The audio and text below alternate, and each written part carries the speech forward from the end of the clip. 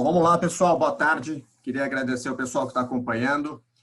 Nós estamos indo para mais um webinar da série de webinários organizados pela Felsberg Advogados com a EBP.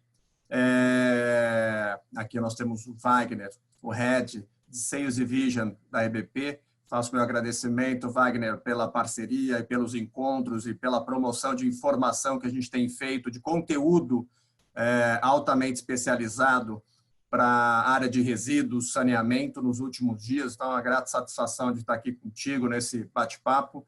Vamos aqui, hoje a gente conta também com o Christian, que é o Head de Government Affairs da Associação da Indústria Suíça de Gás. Christian, muito obrigado também pela sua agenda, disponibilidade, uma satisfação tê-lo aqui. E com o Luiz Culturato, querido amigo, especialista em resíduos e biogás da Unido, que tem uma profunda especialização em biogás, não só no país, como trazendo experiências internacionais. E o nosso bate-papo aqui hoje é trazer o foco, a regulação técnica e a perspectiva de produção de biogás, do biogás no Brasil. Vou comentar depois sobre a previsão do biogás no Plano Nacional de Resíduos Sólidos, que está em consulta pública e fica em consulta até o mês de novembro. Mas aqui na nossa organização, hoje a gente começa com uma apresentação do Luiz Culturato, seguida com uma abordagem do Wagner, da EBP, e depois o Christian, da Associação da Indústria Suíça de Gás, trazendo as suas considerações. A gente conclui com alguns comentários sobre o Plano Nacional de Resíduos Sólidos em consulta pública e vai fazendo a interação com o pessoal pelo chat. Tá ok? Então, agradecendo a todos aí pela disponibilidade, pela agenda, passo diretamente para o Culturato, para que ele faça aí as suas considerações, Culturato, trazendo a sua experiência internacional e nacional aqui no tema, para que a gente possa aí dar início ao nosso bate-papo. E obrigado de novo, mais uma vez, a todos. Obrigado, Fabrício. É um grande prazer estar aqui com vocês. Muito obrigado pelo convite. E boa tarde a todos e a todas. Eu vou falar um pouco desta questão do biogás aqui no Brasil e trazer um pouco essas perspectivas que nós temos aí, que a gente vislumbra com toda essa regulação que está sendo realizada, que foi realizada nos últimos anos, e o Brasil podendo aí, a gente não tem dúvida disso, que podemos nos tornar um grande nome de biogás aí a nível mundial. Bom, só para falar um pouco da Unido, a Unido é uma agência das Nações Unidas para o desenvolvimento industrial. Ela foi estabelecida em 1985, conta com 170 países membros, 671 membros efetivos, somos 1.426 consultores em 139 países, e o nosso grande foco aí dentro dos Objetivos de Desenvolvimento Sustentável, a gente está no objetivo número 9, ou seja, construir aí infraestrutura, promover inclusão na industrialização sustentável e inovativa. Bom, potencial de biogás no Brasil, esses dados da Biogás, junto com a ANP e outros, ou seja, saneamento, 5,8 bilhões, na verdade esse número está sendo reformulado, é um pouco maior. O agroindustrial aí quase 40 bilhões de normais métricos por ano de potencial, e aí o setor sucroenergético aí é o nosso grande desafio, tornar todo esse efluente, resíduos desse setor em biogás. Mas frente a esses números, o Brasil é considerado como grande, pode ser o grande nome do biogás a nível mundial. Hoje a gente já tem mais de 500 plantas em operação, 15 plantas em implantação, 12 plantas em reforma e reformulação, segundo o MEP Biogás da CI Biogás. Geramos aí 1,3 bilhões de metros cúbicos de biogás por ano. Estamos aí, ou seja, crescendo aí a uma taxa de mais de 30% ao ano. Então, só para a gente saber toda essa equivalência, ou seja, em termos de biometano, a gente pode aí, a gente tem uma capacidade de substituir 75% da demanda de diesel ou quase 90% da nossa demanda de gás natural. Então, ou seja, a gente tem um potencial muito forte com biogás e, com isso, foi formulado esse projeto intitulado Jeff Biogás Brasil, tendo como o implementador justamente a Unido, junto aí com o Ministério de Ciência, Tecnologia e Inovações, que é o responsável direto pelo projeto, e aí com recursos do Jeff, do Banco Mundial, e aí vários parceiros, entre eles Ministérios de Agricultura, Pecuária e Abastecimento, Minas e Energia, Meio Ambiente, com um grande propósito aí de reduzir as emissões de gás de efeito estufa e a dependência de combustíveis fósseis por meio do fortalecimento da cadeia nacional de valor da tecnologia de biogás e promoção de energia de biogás e soluções de mobilidade no sul do país.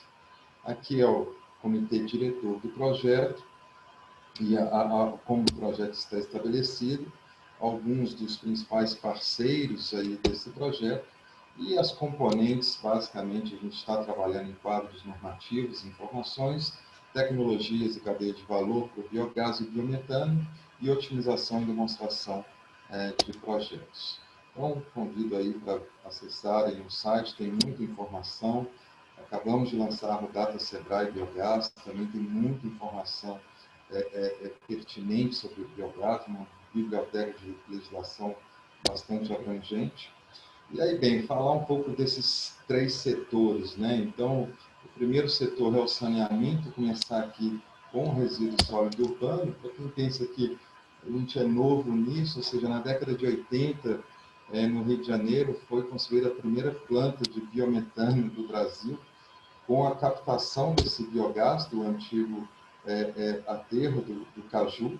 Então, naquela época, já se abastecia 130 veículos próprios, entre veículos leves, veículos pesados, a gente vê caminhões com cilindros de biometano, abastecimento de 50 táxis. Então, tudo isso lá no início da década de 80, e aí, ou seja, os projetos, eles um pouco estacionaram, e aí, na década de 90, com a Rio 92, veio aí todo o mercado de carbono para justamente estabelecer aí metas de redução de emissões, e aí, ou seja, aterros com uma captação melhor, uma extração melhor e uma geração de energia, obviamente, a redução de emissões é maior, e tudo isso trouxeram diversas plantas de biogás de aterros no Brasil, então, plantas mais eficientes, mais modernas, toda a questão de geração de energia, então, o aterro Bandeirantes, um dos pioneiros nesse sentido, com 20 megas de potência, o aterro São João, também com 16 megas de potência, e aí, nessa última década, com a política nacional, a gente já verifica grandes aterros, por exemplo, de Salvador, o de Calheiras, o maior do Brasil, com quase 30 megas instalados, e aí diversas plantas também, algumas plantas de biometano, primeiro no aterro de Dois Arcos, no aterro de Fortaleza, no aterro da EcoURBS, agora em São Paulo, aterro Seropédica, aqui no Rio de Janeiro também, ou seja, com grandes instalações de biometano no Brasil. E no quesito tratamento de resíduos, a gente verifica 2 tecnologias implementadas aqui no Brasil, uma aqui no Rio de Janeiro, também no Caju, ou seja, uma planta piloto, que também já recebeu alguns prêmios nesse sentido, um projeto em Bertioga, também junto com o IPT. Então, a gente verifica aí uma grande mobilização já no Brasil, ou seja, isso é algo que a gente sabe que toda essa questão de aterro, nós temos muito conhecimento, e a questão de tratamento estamos iniciando agora com todas essas tecnologias. Esgoto sanitário. O Brasil é a grande referência mundial no tratamento anaeróbio de esgoto doméstico. Hoje, nós somos líderes mundiais em utilização de reatores do tipo ASA. Essa planta é a maior da América Latina, ela é em Belo Horizonte, a Etionça, então, com geração de biogás. Essa também em Belo Horizonte, a Etiarrudas, também com geração de energia a partir do biogás, mas a partir de lodo de esgoto. Sanepar, uma experiência incrível no tratamento de efluentes. São Paulo, primeira planta de biometano a partir de esgoto sanitário do Brasil. Então, a gente verifica também uma grande expertise nisso e um crescimento desse setor. Já partindo para o setor agroindustrial, então, o Data Sebrae Biogás traz muita informação do setor, aqui um mapa, por exemplo, de potencial de geração de biogás a partir do setor pecuário. Então, a grande expertise que a gente tem a produção de biogás a partir de efluentes de suinocultura, mas também a gente verifica outros setores, como a fecularia, também com grandes gestores aí, principalmente com lagoas cobertas, mas também a gente já verifica uma grande movida para sistemas de tratamento mais eficientes, do tipo mistura completa, aqui efluentes agrícolas. E já para o setor sucroenergético, o nosso principal, é sempre importante lembrar que o Brasil é o grande líder de produção de etanol a partir da cana-de-açúcar. Então, tudo isso, ou seja, a gente já começou com tecnologia de metanização de vinhaça a partir da década de 80 também, então não é nada novo, com o projeto Metax, lá em São João em Pirassununga, com um piloto, depois já em escala industrial em São João da Boa Vista. Também a gente produzia biometano aqui nessa época, aí, com uma frota aí de 29 caminhões, 17 veículos leves. Então, aqui fotos da época, de toda essa experiência. Aí a primeira, ou seja, nos anos 90, São Martinho, um grande nome aí que esse sistema produz, até está instalado até os dias atuais, produzindo biogás. E aí o que a gente chama de segunda geração veio aí a partir de 2010, o primeiro projeto foi do Grupo Adecoagro, um projeto piloto, e aí a gente verificou várias usinas fazendo diversos projetos piloto para aí produzir biogás a partir de vinhaça, a partir de torta de filtro, a Geoenergética com a primeira planta a nível industrial, a Pax nesse setor, e aí a Adecoagro também, daquele primeiro piloto, transformou aí o primeiro projeto industrial da sua unidade. A gente verifica agora em 2020 o projeto da Raiz em geobiogás, então é o maior, intitulado o maior projeto de biogás a nível mundial, e aí o projeto Cocal lá em Narandiba também, ou seja, já em fase inicial de construção, então também aí será o primeiro grande projeto de biometano a partir do setor sucroenergético. A gente vê uma grande movimentação de todo o setor de máquinas e equipamentos para a produção de veículos e de outros equipamentos a biometano. A nossa legislação ela foi cada dia mais se aprofundando desde 2012, ou seja, para toda essa regulação. Então, hoje já temos regulação de biometano, regulação de comercialização de energia elétrica, e aí, ou seja, o que eu sempre falo, o que nós estamos vendo pela frente, né? Então, nós temos o RenovaBio, um grande programa aí que visa estabelecer aí metas para a descarbonização do setor de transportes do nosso país. Então, hoje, a nossa energia elétrica ela já é majoritariamente renovável, e aí a energia, ou seja, a grande meta de descarbonização do setor de transporte está vindo agora. A gente, com todo esse novo marco legal do saneamento, novo mercado de biogás, como o Fabrício falou, essa consulta pública do Plano Nacional de Resíduos Sólidos, planários, ou seja, a gente está vendo uma grande movimentação a nível nacional para que o biogás ele seja um dos grandes combustíveis renováveis do Brasil, ao lado do etanol. Então, é uma grande satisfação estar presenciando isso. Não tenho dúvida que nós podemos e vamos ser um dos maiores nomes de biogás a nível mundial. Temos tecnologia, temos profissionais, temos normativas e legislação. Então, agora, esse mercado ele vai partir para uma fluidez de crescimento em que todos temos que estar muito atentos a toda essa transformação que podemos iniciar agora.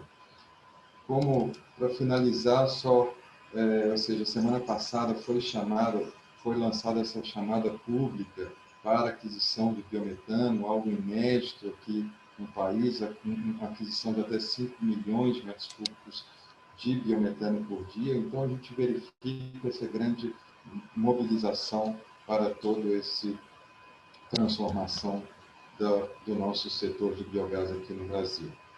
Bom, era isso que eu queria, essa mensagem que eu gostaria de passar para vocês hoje. Eu agradeço a oportunidade e fico aqui à disposição. Muito obrigado. Excelente, Couturato. Muito bom, acho que traz uma fotografia do mercado, como é que ele está, das iniciativas. Nós estamos tratando de algo que já vem sendo implementado no país nas últimas décadas. Por outro lado, demonstra a importância da política pública para induzir o uso, né? Na verdade, para estimular e priorizar o uso, seja por intermédio de veículo, na geração de energia, nas fontes, priorizar a utilização do biometano e, naturalmente, a sua exploração vem casada com a Política Nacional de Resíduos Sólidos e com o novo marco, com a atualização do marco regulatório de saneamento, lembrando o pessoal que nos acompanha que a lei prevê a disposição final ambientalmente adequada de rejeito, ou seja, o rejeito vai para aterro, enquanto o resíduo deve ser objeto de tratamento, compostagem, reciclagem, aproveitamento energético, dentre outras formas. E aí está a grande oportunidade do biogás. Já aproveito, já passo diretamente a palavra para o Wagner, diretor da EBP, empresa que tem atuado na área, que tem numa carteira aí vários projetos nesse sentido, na questão do biogás. Wagner, a palavra é sua. Boa tarde a todos. Obrigado, Fabrício, pelo convite, pelo esforço que nós estamos fazendo nesses últimos dias aí com esses webinars. Boa tarde, Christian. E parabéns, Luiz, pela apresentação. Você já falou tudo, não sobrou muito para o que tem que falar aí. Ele já deu um overview de todo o mercado, como se encontra o Brasil. Parabéns. Vamos lá. Vamos...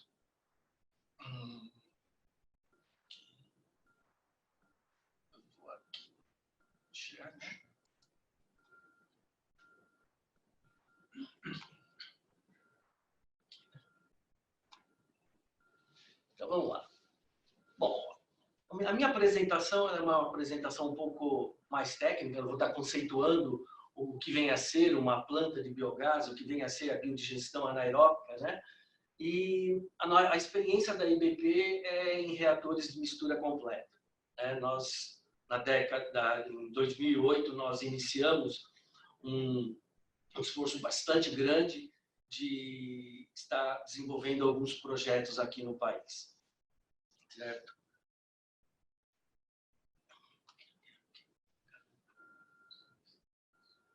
Bom, o que vem a ser o conceito da planta de biogás? Resíduos orgânicos, né, provenientes, por exemplo, de lodos de estação de tratamento de esgoto, resíduos da agricultura, dejetos de animais, bovinos, suínos. Todos esses resíduos eles vão para uma planta de mistura completa, anaeróbica, onde essa planta degrada, né, apurações de micro-organismos, isso é degradado, esse material, e gera dois elementos. Um é um gás, chamado biogás, e o outro é um biofertilizante. O gás, quando encaminhado a uma unidade de cogeração, ele gera eletricidade, calor, ou então você utiliza esse biogás in natura direto na queima junto a caldeiras, você tem o calor direto, e o biofertilizante ele pode ser utilizado direto na agricultura, certo? Todo esse sistema todo ele é elegível a créditos de carbono, ok? Que é um layout de uma planta de biogás, mistura completa. Geralmente ele é composto de dois tanques, um dele que é o tanque de acúmulo de matéria-prima, né, de substrato, e o tanque de reação propriamente dito. Você pode ter algumas variantes desses tanques, você pode ter os dois tanques direto de geração de biogás, de mistura completa, você tem toda a parte de alimentação de resíduos sólidos e também de líquidos. Tá certo? E o sistema de casa de bombas que alimenta de energia, que alimenta os misturadores e o sistema de aquecimento. Aqui é uma visão para vocês terem uma ideia do que é. Então, esse aqui é o tanque de armazenamento de matéria-prima, certo? Dos resíduos que vão alimentar as plantas. E aqui você tem os dois reatores de reação completa. No caso, esses reatores, eles tanto degradam o resíduo, como eles acumulam biogás. Por isso que vocês acabam vendo essa campânula aqui, correto? Então, a composição do biogás, ele é um gás que tem, na sua essência, ele é composto por metano, em torno de 50% a 70% de metano. Essa variação vai depender do tipo de substrato que você está degradando. Alguns substratos produzem mais metano, outros produzem menos. Você tem uma componente que é o dióxido de carbono, que varia entre 30% a 50%, e traços de H2S, sulfeto de hidrogênio. Todo o processo ele é a degradação da cadeia de carbono por micro-organismos, são bactérias metanogênicas, e o processo todo ele é anaeróbio, com ausência de oxigênio e, geralmente, a temperaturas em torno de 30 a 35 graus, que é uma faixa ótima de se degradar, de se operar um reator, podendo você também ter situações onde essa temperatura pode chegar até 45, 50 graus, a depender de qual é o material que você está degradando e o tipo de processo que você tem.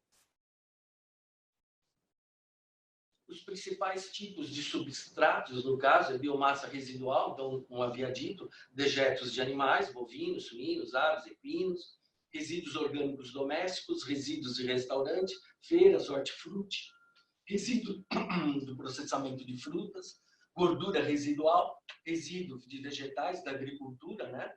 E resíduos de frigoríficos e RSUs, resíduos sólidos urbanos. Esses são os principais e os mais interessantes no que se refere à parte de tratamento por digestão anaeróbica. Aqui alguns componentes do reator, para vocês terem uma ideia, os tanques são feitos de concreto. Aqui você consegue observar toda a parte de isolamento térmico que você tem desses tanques, todo o sistema de aquecimento interno deles, sistemas de agitação, agitações laterais, agitação vertical, são os misturadores. Sistema de cobertura, aqui vocês podem estar verificando esses sistemas, aqui onde estão os agitadores laterais. O sistema da campânula, onde a gente utiliza essa manta elástica, né? Ela é presa toda na borda desses tanques. A parte os visores laterais, para você verificar como está o processamento, como está a flora bacteriana. É um ponto de acesso que você pode ter dentro do reator. Os sistemas de saída de biogás, a parte de válvulas e tudo, para vocês verem a robustez dos equipamentos que estão aqui. Toda a parte de bombeamento, de mistura de líquidos e sólidos. E aqui é um gráfico interessante do potencial de geração de biogás partindo de alguns substratos. Observe que o dejetos de suínos é um substrato que menos converte em biogás, sendo que na ponta oposta, você tem os óleos de fritura, por exemplo, glicerina, que produzem, que tem uma conversão de biogás muito elevada. Porém, é interessante observar que você consegue fazer uma biodigestão, um monoreator, utilizando um monodigestão, utilizando somente dejeto de suíno. Mas dificilmente você vai ver uma unidade de digestão usando somente glicerina. Então, que por questões mais tóxicas do próprio substrato, mas a composição deles ela é perfeita. E justamente glicerina, óleo de fritura, são utilizados para dar um potencial muito mais elevado de geração de biogás. Então, sempre quando você utilizar um desses dejetos aqui, sempre coloque alguma coisa de glicerina, óleo de fritura, farinha de sangue, que isso potencializa a geração de biogás. Algumas equivalências energéticas, 1 metro cúbico de biogás, 0,54 metros cúbicos de gás natural, 0,55 litros de diesel e 1 metro cúbico de biogás produz 5,5 kWh de energia, sendo isso 2 kW em eletricidade, 2 em calor e 1,5 em perdas, quando você tem essa transformação. Então, como eu havia dito no primeiro slide, o biogás, quando gerado, o uso direto dele, pode ser direto em caldeiras e aquecedores, te gera calor. Quando ele passa por uma unidade de cogeração, você tem a produção tanto de calor e eletricidade, e quando você purifica esse biogás, você tem o combustível, você tem isso aqui como se diz, é o leilão que o Luiz acabou de apresentar aqui para a gente no último slide dele. Biofertilizante. Esse biofertilizante ele está tratado, ele não sai assim do reator, só sai desse jeito quando você tem reatores de câmaras. Esse é um outro tipo de biodigestor que existe, mas em geral, quando você tem mistura completa, ele sai em torno de 30% a 35% de sólidos. Então você tem um pré-tratamento para você obter um biofertilizante desse tipo. Mas ele, na forma líquida, ele pode ser aspergido em cima da agricultura sem problema nenhum. Todo o biofertilizante que sai desses reatores, eles já são pasteurizados, não existe proliferação de bactérias ou vírus em cima da plantação. Eu gostaria de compartilhar com vocês um caso bastante interessante, um projeto que nós desenvolvemos no passado. Ele é um exemplo clássico de um problema da indústria, ela tinha um problema ambiental, um projeto de energia renovável e sustentável, e que auxilia a região onde está inserida a empresa como um todo. Eu vou apresentar o contexto, depois a solução que foi dada. Então, é um exemplo de um frigorífico de aves, tá certo? É um abatedouro, em torno de 420 mil aves por dia, o abate. Eles fabricam embutidos e empanados. Os principais resíduos orgânicos que eles têm na planta são filtrados da linha verde e vermelha, em torno de 65 metros cúbicos dia. Resíduos de gordura de empanados, 45 metros cúbicos mês. Restos de restaurante, que aí é dos colaboradores que eles têm na planta, em torno de 25 metros cúbicos mês. Óleo de fritura usado, 10 metros cúbicos mês. Esterco de lavagem de caminhões, porque quando chegam as aves, esses caminhões chegam, toda a parte de engradados e os caminhões são lavados e todo esse resíduo ele é captado e gera 15 metros cúbicos mês. Dejetos de granjas de integrados que existe ao redor deles. No caso, esse frigorífico, ele tem uma comunidade de integrados que alimentam com as aves para o abate. O frigorífico, no caso, o sistema de tratamento que eles têm são lagoas de tratamento de efluente, e aí tem uma figura de como elas se encontram. Um desempenho bastante limitado por conta da quantidade de de lodos que flotam em razão da quantidade de gordura, da quantidade de óleos e graxas, nitrogênio, fósforo que tem, todo esse material fica leve e ele acaba flotando, o que impede o funcionamento adequado dessas lagoas. Tá? São lagoas assoreadas, tudo. Era uma média de 5, 6 lagoas que eles tinham, no caso. Então, ele tinha um contexto ambiental onde o órgão ambiental solicitava ações em relação a esse sistema de tratamento. Então, hoje, um fluxograma do processo deles era o GLP, que aquecia todo o sistema de óleo e alimentava as unidades dentro da fábrica. Fábrica de aves, né? Que é o abate, fábrica de empanados, a fábrica de embutidos e o restaurante industrial.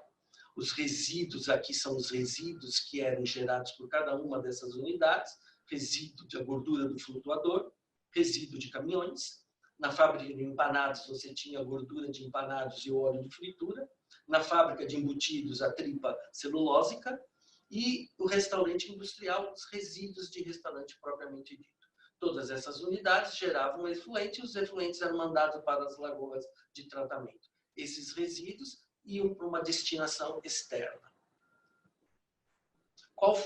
Nós avaliamos toda a situação e a nossa proposta ela era um pouquinho diferente. A nossa proposta é todos aqueles resíduos que eram destinados para terceiros externos, eles seriam enviados para uma unidade de uma planta de biogás, uma planta de biodigestão para reatores, e 40% dos efluentes eram também encaminhados para esse reator. Por quê? Aqui eu tenho uma quantidade bastante grande de resíduos sólidos e eu quero manter essa mistura em torno de 18% a 20% de sólidos nessa mistura. Tá? E com isso, as lagoas de tratamento, nós fizemos uma cobertura dela para captar melhor o biogás que seria gerado. Com uma quantidade menor de resíduos, essas lagoas elas funcionam de elas funcionam de uma maneira melhor. E aí esse biogás, apesar de ser um biogás com baixa qualidade, ele é encaminhado para a campanula da planta de biogás, para o biodigestor propriamente dito. E com isso nós tínhamos o biogás que era gerado nessa planta, ele era encaminhado e fazia o aquecimento e fechava o circuito todinho. O processo todinho, ele era plasível de créditos de carbono e o biofertilizante era vendido na comunidade ao entorno de toda a planta. E aqui alguns números desse caso, né? Então, em termos de resíduos orgânicos, mais 40% da carga orgânica dos efluentes, então, somando 18 mil toneladas ano, os dejetos das granjas, daqueles integrados, em torno de 20 mil toneladas ano de resíduos. Nós ajudamos um pouquinho essa planta colocando 1.000 toneladas anos de glicerina. Então, perfazia um total de resíduos orgânicos para a planta de biogás em torno de 39 mil toneladas ano de resíduos. A planta de biogás ela gerava 8 mil metros cúbicos dia de biogás. A captação que era proveniente das lagoas que nós simplesmente cobrimos era 2 mil metros cúbicos dia, perfazendo um potencial de biogás de 10 mil metros cúbicos dia de biogás, gerando uma eletricidade equivalente de uma planta de 1 megawatt de energia. Tá? Esses números, eu conservei os números da época para não desconfigurar o projeto.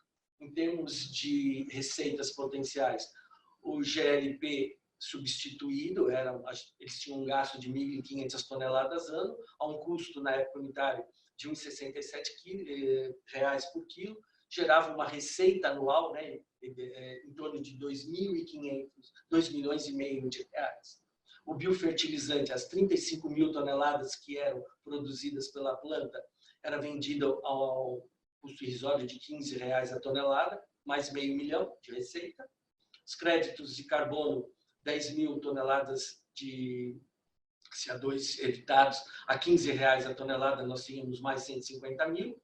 E o custo a redução do custo da destinação desses resíduos para externamente, que eram de 12 mil toneladas ano, a um custo de 25, 300 mil. Isso é um custo evitado. Então, nós tínhamos um total de receitas em torno de 3 milhões e meio, aproximadamente, que praticamente pagava a planta num payback simples de 2,3 anos. Né? Então, geralmente, os projetos que nós desenvolvemos, a gente entende como sendo de bom agrado quando os paybacks giram em torno abaixo de 5, 6 anos. Né? Esse é um caso típico bastante interessante. Eu acho um caso bastante... um case interessante, porque você resolve o problema da destinação de resíduos dessa indústria, você resolve o problema ambiental que eles tinham junto ao órgão de controle, que exigia que eles fizessem ações no sistema de tratamento deles, e com a situação que eles tinham de geração de efluentes, com a quantidade de sólidos em suspensão, seria difícil eles resolverem. Eles resolviam o problema dos integrados, que demandavam uma quantidade bastante generosa de resíduos, e que eles tinham que dar tratamento adequado a esses resíduos, e você tem uma planta de energia renovável. Então, esse é um verdadeiro caso de um projeto totalmente sustentável. Então, planta de biogás, quais os benefícios que nós enxergamos? A destinação sustentável dos resíduos orgânicos, a geração de energia por fonte renovável, contribuição social e ambiental para a região, receitas e custos evitados na substituição de energia convencional, disposição dos resíduos, fertilizante para a comunidade e créditos de carbono. E a geração descentralizada de energia. Essa era a minha mensagem. Espero que vocês tenham qualquer dúvida, estou à disposição.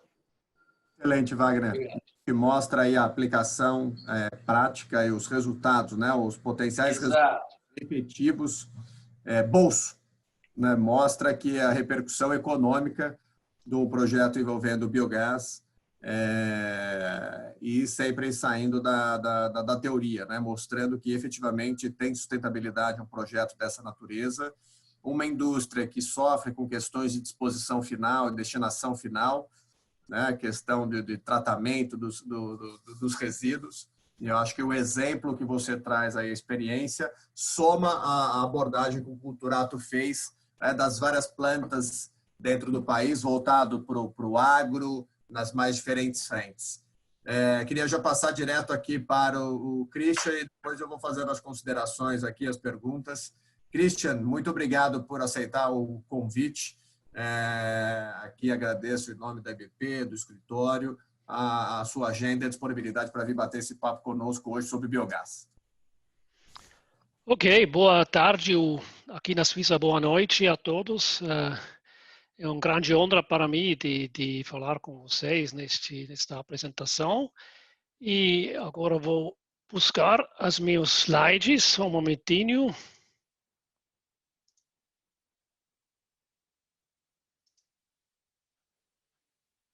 Tá bom para vocês?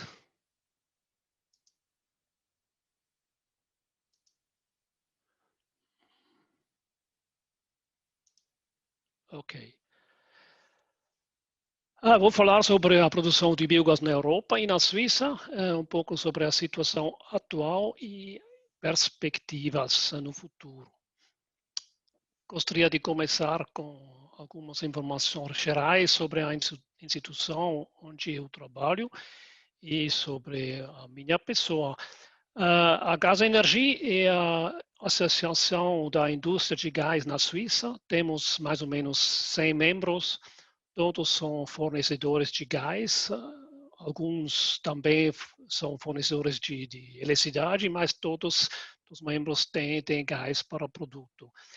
Nossa associação já existe 100 anos, é aniversário deste ano, e as atividades principais são marketing para a nossa marca Gás Energia, relações governamentais, informação e formação para os nossos membros. Eu trabalho nesta instituição agora há 3 anos. Estou membro do Conselho Executivo, diretor das relações governamentais, mas também estou responsável para a realização da estratégia de gases renováveis. Como formação, estou engenheiro agrônomo, fiz algumas formações adicionais. Trabalho agora mais de 20 anos na área das energias renováveis e particularmente com gases renováveis. E também já fiz projetos no Brasil. No ano 2006, por exemplo, fiz um estudo de potenciais nos estados do sul do Brasil. E também trabalhei junto com o Wagner e o Vinícius quando trabalhei na empresa Shell Clock entre 2013 e 2015 em São Paulo. O valor do gás na matriz energética da Suíça é um valor importante. A Suíça tem uma rede grande, uma rede de mais ou menos 20 mil quilômetros. Aqui esta rede é simbolizado. Mas a Suíça é bem conectada com a Europa, com 10 pontos para conectar a rede da Suíça com a rede da Europa.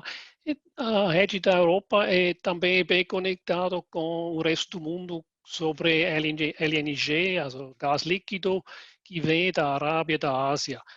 Por isso, esta energia é muito importante para a segurança da Suíça. 2019, o gás fez parte de mais ou menos 14% do consumo de energia na Suíça, eletricidade 25%, petróleo 50% e outros são as energias renováveis. Já falamos bastante sobre a produção de biogás. Não vou fazer uma repetição, só algumas informações adicionais. Sempre tem as duas opções da fermentação líquida ou a fermentação sólida. Depende da qualidade dos substratos. Mas a fermentação líquida, a fermentação sólida precisa de diferentes tecnologias, mas o produto sempre é o mesmo. Biogás, esta mistura de metano e CO2. Falamos sobre a cogeneração, mas muito mais importante para a nossa indústria é o processamento de biogás. Com este processamento, produzimos um gás com mais de 95% de metano e injetamos este gás nas nossas redes de gás. Mas tem também uma outra possibilidade para produzir biometano, e aqui na Europa este caminho será o mais importante no futuro. E este processo funciona com eletrólise e metanação. A eletrólise usa água, lógico, mas como energia, eletricidade renovável. No futuro, vamos ter uma superprodução de energia, de eletricidade renovável no verão, na Europa, energia eólica, energia hidrelétrica, energia solar, e temos que fazer alguma coisa com esta superprodução. E o metano é uma possibilidade de estocar esta produção. Produzimos hidrogênio. Podemos injetar este hidrogênio já agora diretamente na rede de gás, mas também podemos produzir metano junto com CO2 ou produzir metano também nos digestores de biogás, porque lá dentro tem uma concentração de CO2. Tudo isso vai produzir biometano e este biometano será injetado nas redes de gás. Se nós observamos um pouco a produção, o desenvolvimento das plantas na Europa, tivemos crescimento bastante grande nos últimos 15 anos. Hoje temos mais ou menos 11 até 12 mil plantas em todos os países da União Europeia e com uma capacidade instalada para produzir eletricidade de mais ou menos o mesmo número, 2.000 megawatts. Mas a situação nos diferentes países não é parecida. Temos países como a Alemanha, que tem muitas plantas, são 138 por milhão de pessoas, mas também a Suíça já tem também bastante plantas. No total, são mais ou menos 500 plantas hoje na Suíça, mais ou menos o mesmo número como no Brasil. E aqui vocês podem ver as diferentes tecnologias que nós utilizamos na Suíça para produzir biogás.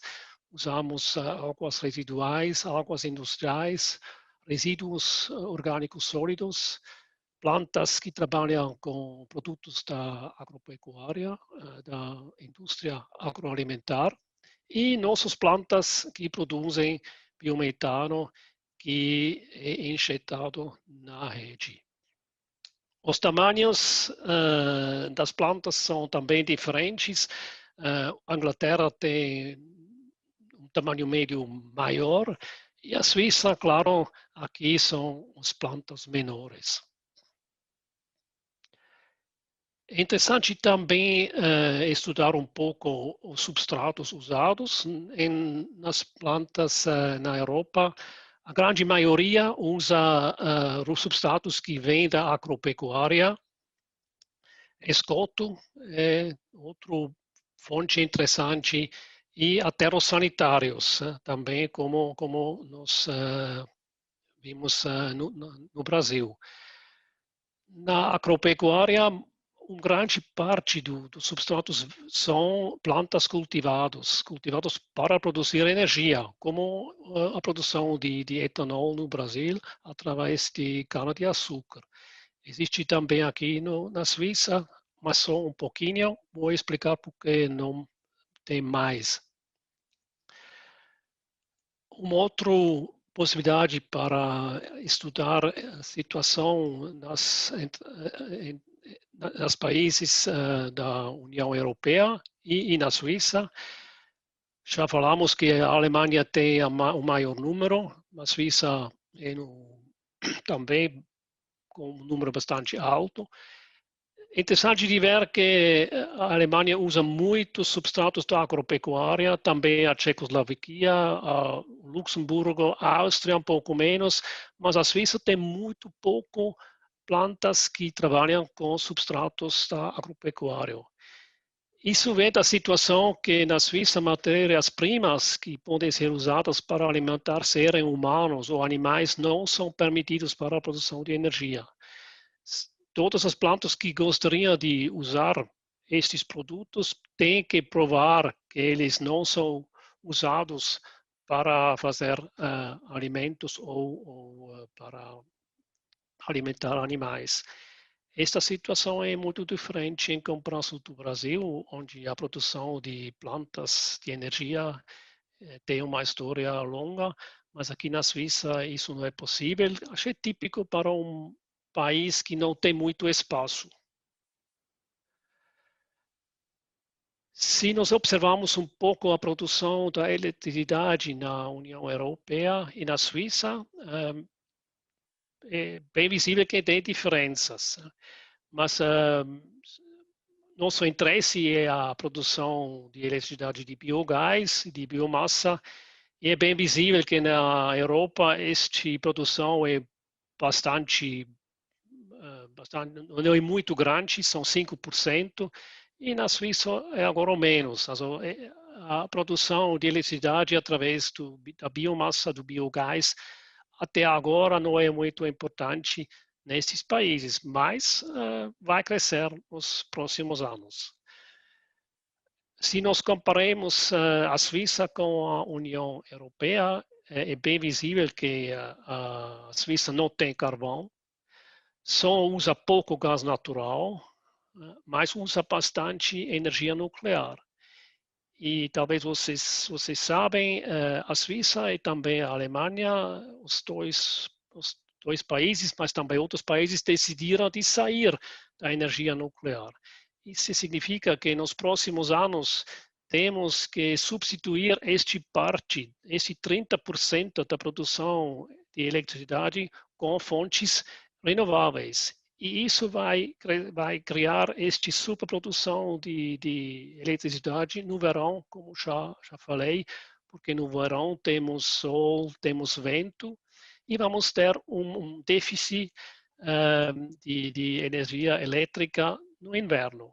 E esta é uma grande chance para a indústria de gás, como já expliquei.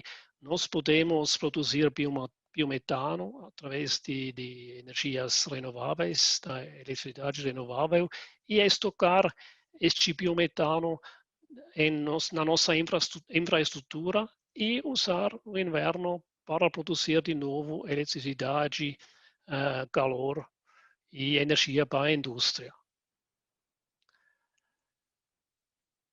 Aqui é possível de ver por que este crescimento na União Europeia foi possível. Praticamente todos os países têm um sistema de incentivos e grande parte dos países trabalham com feed-in tariffs, significa que o produtor do biogás, do biometano, recebe um preço definido. Esta curva é o preço do mercado, mas o produtor vai receber este nível do preço. Significa que ele vai ganhar mais, ele vai ter um preço que cobre todos os seus custos. Tem outros modelos deste feed-in tariff, mas a ideia é sempre a mesma. O produtor recebe um preço maior para cobrar seus custos. Funcionou muito bem, mas agora os custos são altos demais para muitos governos, por isso eles estão mudando os sistemas, eles vão pagar no futuro mais subsídios só para o investimento, mas não mais para a produção de biogás. É a mesma situação na Suíça, também aqui o governo discute esta mudança do sistema.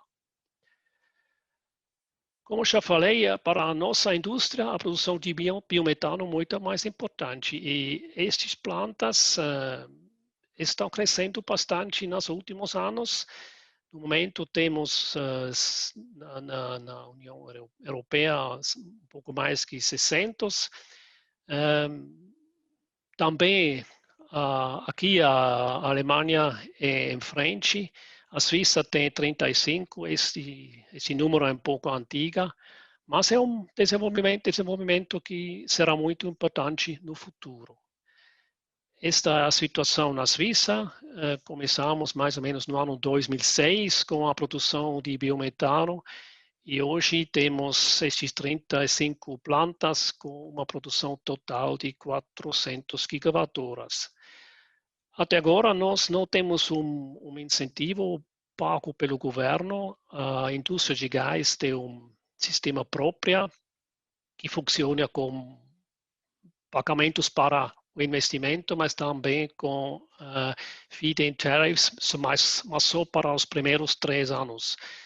E sem um sistema assim, é não possível de criar um desenvolvimento como vocês podem ver aqui, porque a produção dos gases renováveis é bastante custoso, bastante caro. Os investidores precisam de ajuda para desenvolver essas tecnologias.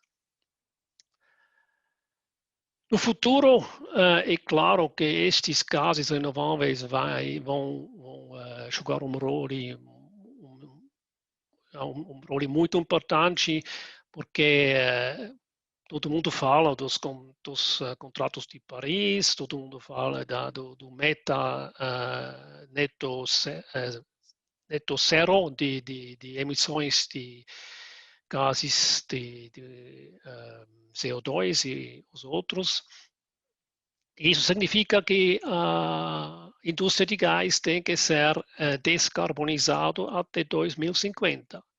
E nossa ideia, nossa visão é de fazer esta descarbonização com biogás biometano, que vem da fermentação anaeróbica. Um pouco pode ser produzido pela pirólise, muito mais com as tecnologias do Power to Gas, com a eletrólise, como expliquei. Assim vamos produzir hidrogênio verde, mas também temos a possibilidade, estas tecnologias vão ter mais importância no futuro. É possível de produzir hidrogênio também com gás natural. Isso já é feito hoje, mas hoje o CO2 vai para a atmosfera. No futuro, vamos armazenar este carbono ou usar este carbono em novos produtos. Estas tecnologias se chamam Carbon Capture and Storage ou Carbon Capture and Use. E no futuro, 2050, vamos ter mais ou menos esta situação na Suíça, uma produção interna de biometano, vamos ter importações, vamos produzir hidrogênio verde e também vamos importar hidrogênio verde. Todos os países de Europa hoje têm estratégias para hidrogênio, para produzir hidrogênio, ou eles estão desenvolvendo estas estratégias. Vai ter uma grande economia de hidrogênio nos próximos 20 anos e por isso, estamos convencidos que seria possível de importar hidrogênio verde e também hidrogênio azul. E o meu último slide, as redes do gás do futuro serão diferentes do que hoje. Vamos ter, como hoje, rede de transporte, rede de distribuição, mas estas redes vão transportar não mais só metano, vamos transportar um pouco de metano, mas também alguns trechos, algumas partes da rede vão transportar metano junto com mais ou menos 20% de hidrogênio e outras partes da rede serão redes só para hidrogênio. E as fontes serão, de novo, como hoje, produção de gás natural, liquidificação do gás natural, power to gas, produção de biogás, de novo power to gas. Todas estas instalações vão usar as redes de gás para transportar o gás e fornecer para os clientes, que são a mobilidade, a indústria, os prédios. Alguns vão usar só hidrogênio, outros vão trabalhar com esta mistura de metano com hidrogênio. Isso é a nossa visão do futuro. Estamos convencidos que a indústria de gás pode ser um player importante na descarbonização do sistema de energia aqui na Europa, aqui na Suíça, mas acho também no Brasil. Vamos ter um desenvolvimento parecido também no Brasil nos próximos anos. É isso, muito obrigado. Espero que vocês puderem me entender. E se vocês têm mais questões ou se vocês querem mais informações, aqui é o meu endereço de e-mail. E também aqui são as fontes que eu usei para preparar esta apresentação. Muito obrigado. Muito obrigado, Cristiano. Muito claro também. Queria deixar aqui também, eu já tenho uma pergunta aqui, algumas chegando, mas queria deixar uma nota aqui. O Plano Nacional de Resíduos Sólidos, que está em consulta pública no país, prevê um percentual de aproveitamento do biogás aí para aproveitamento energético de biogás de RSU, né, de resíduo sólido urbano. Então, ele foca aqui, por ser o Plano Nacional de Resíduos, e prevê que em 2024, tem aqui, quer dizer, até 2040, é gradual, né? Mas até 2040, mais de 60% do biogás gerado será aproveitado energeticamente, com potencial de abastecer 9,5 milhões de domicílios com eletricidade no Brasil. Então, o Plano Nacional está trazendo metas aí para a exploração do biogás. Eu acho que o Culturato, né, que é meu colega de Unido, a gente trabalha junto, ele na especialidade técnica, eu acompanho na especialidade jurídica em resíduos. A gente tem acompanhado de perto essa discussão, especialmente as regulações nos estados. Podemos notar hoje que Paraná tem uma legislação mais indutora, Rio Grande do Sul também publicou uma, que é uma forma de dar um apoio para potencializar. Acho que o Christian deixou isso claro, a importância do subsídio, né, para a viabilização das tecnologias, do tratamento e da geração do biogás.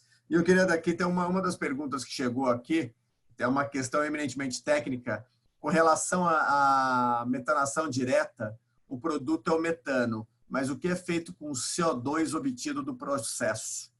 Eu não sei se Wagner ou Christian, ou... eu tenho certeza que não é para mim. Isso é uma certeza que essa pergunta não é para mim, mas queria ver se alguém sabe aqui, poderia responder aqui ao Antônio. Talvez posso começar. A metanação direta usa o CO2 que é na mistura de biogás. Biogás é mais ou menos 60% de metano, 40% de CO2. Se você injeta hidrogênio neste processo, é possível de usar este CO2 para produzir biometano. E no final do processo, você tem um biometano bastante puro, com mais que 96% de metano. Alguém mais? Só queria complementar justamente isso. Eu acho que o Christian fez uma abordagem muito interessante sobre essa questão de eletrólise e essa produção, né? Isso é um futuro que a gente vislumbra, né? A utilização do hidrogênio. Agora, só para, ou seja, a gente aterrissar onde nós estamos hoje, então, a partir do momento que você produz um biogás de um efluente, um resíduo orgânico, esse biogás, como a gente abordou, é uma mistura de gás, majoritariamente de metano e CO2.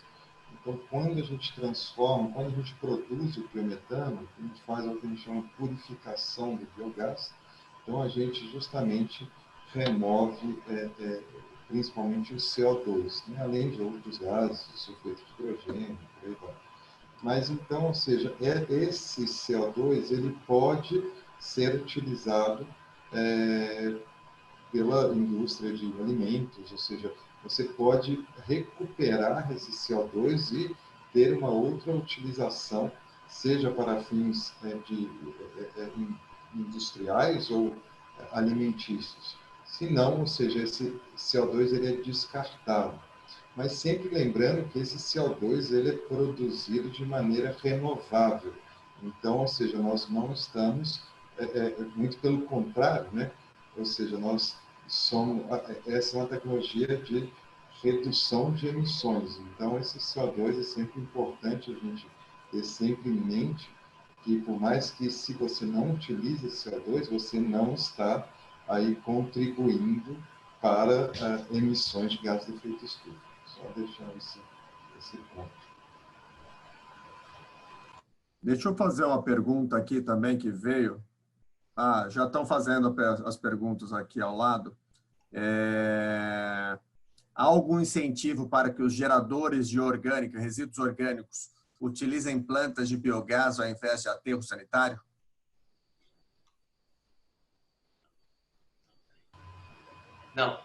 Não tem incentivo. Né? O incentivo, dependendo da quantidade de resíduo que você gera, o que você pode ter é uma participação do capital privado para fazer uma planta e você produzir energia e aí você comercializar essa energia, esse biogás, para uma empresa local, jogar na rede, tudo. Mas aí você depende do incentivo do setor privado para fazer isso. Mas não existe nenhum incentivo, infelizmente. E a questão aqui, Wagner, com relação à origem da glicerina no frigorífico? Não vi a pergunta. Qual a origem da glicerina no frigorífico? Geralmente, a glicerina ela vem de plantas de biodiesel. Você tem hoje hoje nem tanto, hoje o mercado é um pouco diferente, mas alguns anos atrás você tinha um excesso de glicerina no mercado por conta das plantas de biodiesel. Ainda ela é setorizada em algumas áreas do Brasil, ela ainda é um problema. Agora, deixa eu fazer considerando a experiência de vocês todos têm uma experiência no Brasil e a experiência internacional envolvendo o biogás. Onde está a força motriz, a chave para que seja mais popularizado o biogás no país, para além das plantas que já estão em operação?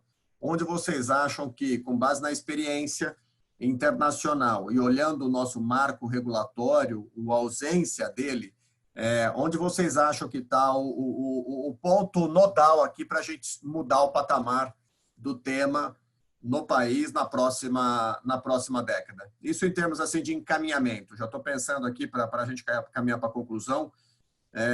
Isso porque a gente acompanha alguns projetos de biogás e a gente vê que há um esforço hercúleo do empreendedor no país.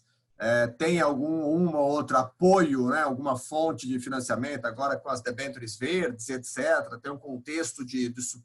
Mas ainda assim não é algo convidativo, não é tão convidativo, pelo menos para alguns setores. Então, queria ouvir vocês, com base na experiência internacional e no Brasil, olhando para o Brasil, onde a gente poderia atuar para melhorar esse marco regulatório e induzir novas plantas aí no país nos próximos 10 anos. Se me permite... Ô, Wagner, vai, você já está liberado aqui, vai lá. É um pouco diferente talvez da pergunta que você fez, mas nós tivemos um retrocesso na nossa economia por conta do encolhimento dela, né? Então, aquilo que se deslumbrava em 2012, 2013, que seria a falta de energia no país, então todas as indústrias estavam buscando uma matriz energética diferenciada, e aí a agroindústria, né? A agroindústria, ela vinha para se juntar a isso tudo, e era o setor que iria dar o pulo para as plantas de biogás, né? Se utilizar de todo esse material e fazer o diferencial em termos de matriz energética, essa mudança. Isso não ocorreu, muito pelo contrário, a nossa economia ela diminuiu mais ainda, então aquela energia que iria faltar, ela acabou sendo suficiente para as indústrias que estavam aqui. Eu entendo que hoje, com o marco regulatório do saneamento, haja visto o que nós vimos recentemente aí em Alagoas, se você for inteligente, você pode lançar mão de energias renováveis com plantas de biogás, onde você casa toda a parte de resíduos sólidos urbanos com associações da geração de resíduos industriais, resíduos orgânicos industriais nesses municípios. Então, você pode fazer uma operação casada da iniciativa privada, junto com a parte de saneamento, com o tratamento da parte de esgoto, e aí você teria uma operação casada e um benefício bastante grande. Plantas voltadas para a sustentabilidade do negócio. Eu acho que a iniciativa privada, ela está de olho nisso. Eu acho que nós vamos ter projetos que vão estar vinculados e vão estar alavancados nesse processo. Eu assim espero. Também. Te acompanho. Christian. Eu acho que temos uma grande chance para os países como o Brasil. Já falei da situação na Europa. Nós temos um grande desafio de reduzir nossas emissões de CO2 e os outros gases do efeito estufa drasticamente. Mas isso é um super grande desafio e não é possível em todos os setores. Por isso, precisamos de projetos que produzem emissões negativas para compensar as emissões que nós temos no futuro. E a agricultura tem a grande chance, também os projetos com resíduos sólidos, que se nós usamos a produção de biogás com estes resíduos substratos, podemos fazer projetos com emissões negativas, porque hoje em dia os deixeitos da agricultura produzem muitas emissões. E se você usa estes deixeitos numa planta de biogás, pode reduzir estas emissões. E acho que o valor para estes projetos vai aumentar muito, ainda mais nos próximos anos, porque todos os países vão buscar projetos para compensar os restos de emissões que não são possíveis de deletar, de diminuir. Sorry. Legal. Couto, eu queria aproveitar, no caso de RSU coletado sem separação na fonte, o resíduo do processo de biodigestão pode ser utilizado como biofertilizante? Na Europa, esse RSU sem separação pode ser utilizado como biofertilizante ou composto? Trazendo a sua experiência aí, o que você visualiza? Vamos lá. Primeiro, só complementando a questão, ou seja, o biogás, ele, na questão de resíduos sólido urbano, por exemplo, ele começou muito na Europa com a normativa 31 de 99, que você restringia orgânico em aterro. Então, ou seja, você não tem incentivo, mas você tem uma meta de redução de envio de orgânico em aterro. Eu até vi aqui uma pergunta que aqui, ou seja, você faz uma planta de tratamento e ninguém está disposto a pagar por esse gate fee, né? Eu sempre brinco que o tratar é mais difícil que dispor. Então, ou seja, você tem um custo associado a isso. Então, isso é um primeiro ponto que a gente tem que trabalhar, que quando a gente está nessa esfera de resíduos, a gente está numa esfera de saneamento, né? Então, isso é um ponto super importante que eu sempre gosto de salientar. Então, a gente precisa de metas de redução de envio de orgânicos em aterro, e isso que o novo, ou seja, o Planares, o Plano Nacional de Resíduos, ele está trazendo. A gente já, pela primeira vez, a gente está vendo metas de redução de orgânico em aterro. Questão do biofertilizante, o composto, né, que a gente chama, na Europa não se pode, mas está tendo uma grande discussão quanto a isso, e eu concordo, ou seja, a legislação precisa nortear a qualidade deste material. Se eu consigo atender a esta qualidade estipulada, não se pode proibir essa utilização.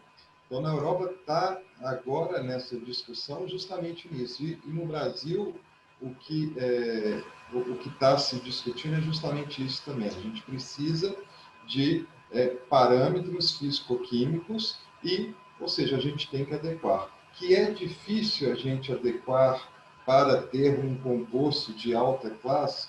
Sim, é difícil, principalmente por questões de vidros, pequenos plásticos que se misturam. Mas, ou seja, as tecnologias elas estão evoluindo muito nesse sentido. Então, ou seja, não é uma questão de restrição, é uma questão de atendimento a pré-requisitos estipulados. Isso na minha opinião. Legal. Aqui é só os principais impactos do marco regulatório na produção do biogás. Eu, particularmente, acredito que seja o reforço da previsão legal da disposição final de rejeitos. Eu acho que esse é o ponto. Por consequência, o marco legal estimula o tratamento, o aproveitamento, a recuperação energética, a reciclagem, a compostagem, o que significa destinação final. Eu acho que é esse o empenho. É lógico que nós temos um Brasil ainda medieval, com 3 mil municípios ainda utilizando lixões. Então, nós temos um processo, né? Nós temos municípios que precisam sair, né, do século passado com a eliminação dos lixões e os municípios que precisam avançar com os sistemas de tratamento previamente à disposição final em aterro sanitário. Tanto um como o outro pressupõe uma coisa, que é o pilar da estruturação do sistema público de saneamento no país, que é a sustentabilidade econômica e financeira. Cobrar taxa ou tarifa para fazer frente aos custos desse serviço. Porque se hoje não cobra nem para dispor em aterro, quiçá o tratamento. Então, esse é um ponto. O outro é que os municípios comecem a regular os grandes geradores. E aqui está a oportunidade para o Vinícius que comentou. Estou com dificuldade, porque é um processo de catequização do gerador para ele fazer o tratamento, né? Acaba sendo conveniente encaminhar para aterro sanitário. Quando encaminha para aterro sanitário, lembrando dos 3 mil lixões, 3 mil municípios que usam lixões. Então, eu acredito que um passo importante é os municípios também trabalharem com a regulação do grande gerador. Excluir da conta do sistema público o grande gerador. Estabelecimento comercial, pequenas indústrias, varejo, pagará a sua conta, né, quando gerar mais de 150, 200 litros, esse resíduo não pode ser disposto para coleta municipal. Então, a partir do momento que você tiver uma cobrança por um serviço de melhor qualidade, né, assegurando a sustentabilidade, tenho para mim que a questão dos valores, eles tendem a se equiparar. Porque hoje, infelizmente, o nível é muito baixo.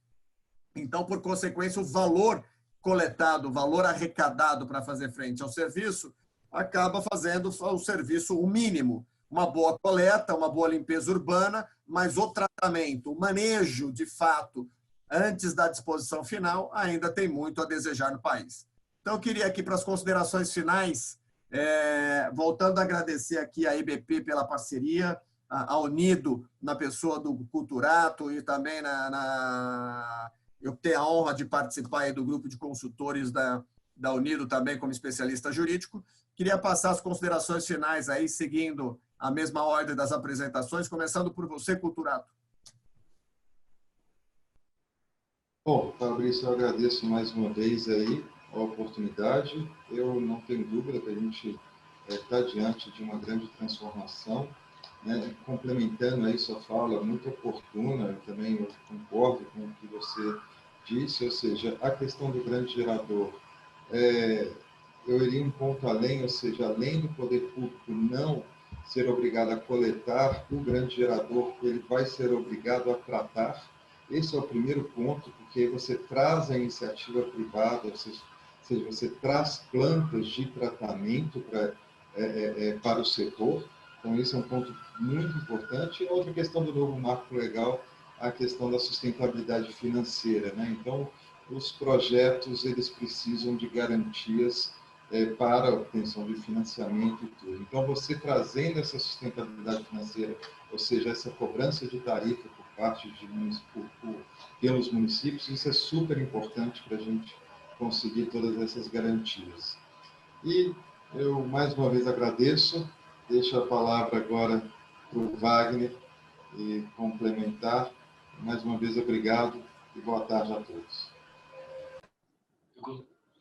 Eu gostaria de agradecer também a oportunidade de estar com os colegas e de termos esse momento de discussão sobre pontos de vista diferentes e assuntos distintos.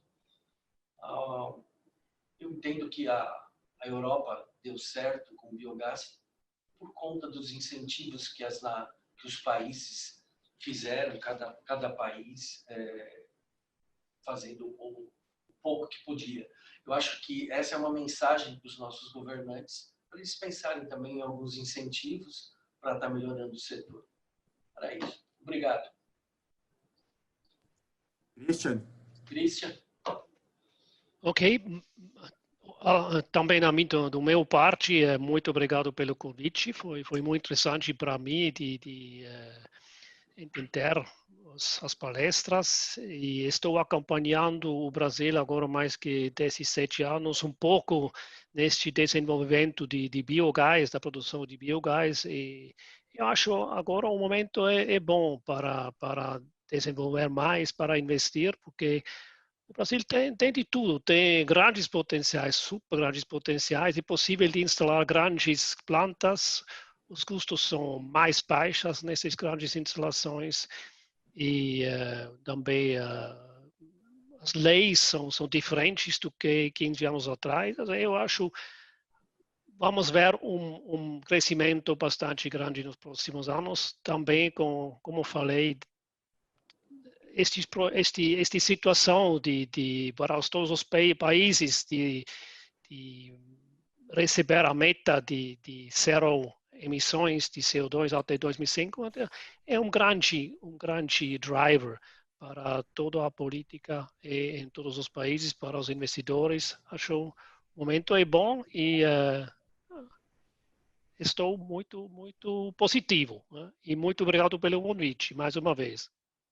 Obrigado, Cristiano. Só fazendo aqui uma nota aqui também, o Antônio, que participa aqui conosco, colocou a importância do tratamento de resíduos, olhando-se fundamentalmente na perspectiva do bem, né? Da melhoria da saúde pública, da redução de emissões e, por último, do fator energético, né? Trazendo, de fato, nós temos uma questão de saúde pública prevalente dentro dessa discussão, né? Dentro do país, com os números, infelizmente, sofríveis, tanto de resíduos como de água, tratamento de água e de esgoto.